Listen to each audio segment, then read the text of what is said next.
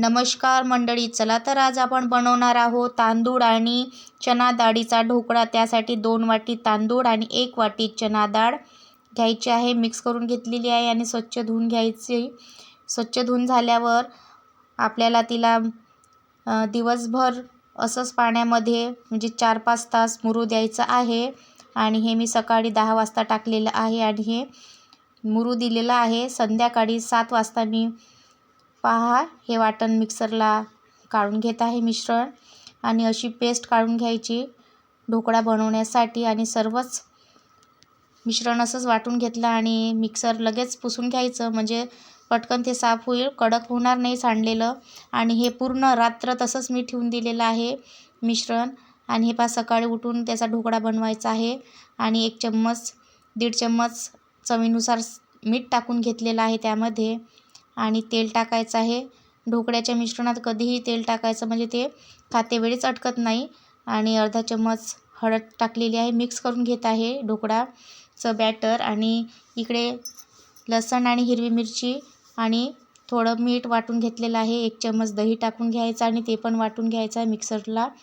आणि हे पहा वाटण या पेस्टमध्ये बॅटरमध्ये टाकून द्यायचे। आणि आता आपल्याला गरम केलेलं थोडं तेल आणि हे पहा सोडा आहे, बेकिंग सोडा आणि खाण्याचा सोडा मिक्स करून त्या मिश्रणात टाकून दिलेलं आहे।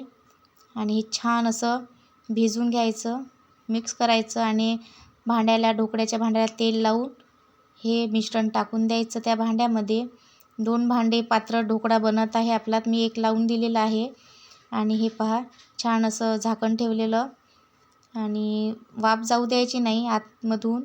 आणि छान 15 मिनिटानंतर असा फुलून येतो छान ढोकळा, आणि आपला ढोकळा शिजलेला आहे, चिटकत नाही आहे। आणि आता पलटून घेऊ आपण। फोडणीसाठी तेल गरम करायला ठेवलेलं आहे। आणि हे पहा छान असा झालेला आहे चना डाळ आणि तांदूळाचा ढोकळा। तेल गरम झालेलं आहे, त्याच्यात मी मोहरी टाकली, भरपूर टाकायची मोहरी, आणि कढीपत्ता, हिरवी मिरची टाकून द्यायची। 1 चम्मच साखर टाकलेली आहे आणि थोडं पाणी टाकून द्यायचं। ही ढोकळ्याची फोडणी तयार आहे। आणि पहा छान बनलेला आहे आपला ढोकळा। आणि आता मी त्याला कट करत आहे।